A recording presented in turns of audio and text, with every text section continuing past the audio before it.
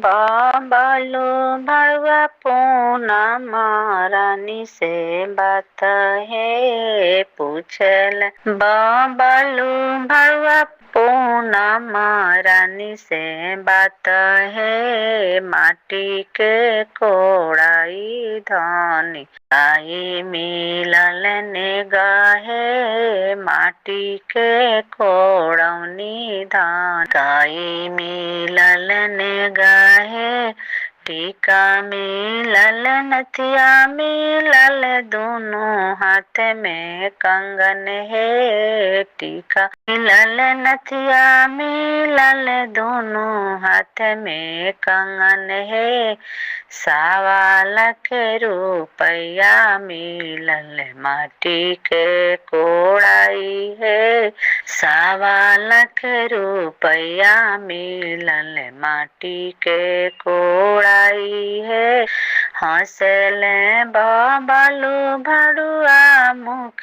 खाले पाना है हंसले बाबालो भड़ुआ मुख खाले पाना है झूठे वचन धानी हमसे जानी बोला है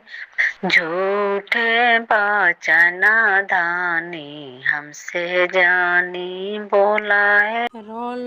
गोल्ड के टीका नथिया रोले गोल के कंगन है रोले गोल के टीका नथिया रोले गोल के कंगन है 5 गो रुपया मिला माटी के कोड़ौनी है 5 गो रुपया मिला माटी के कोड़ौनी है माटी के माट कोड़वा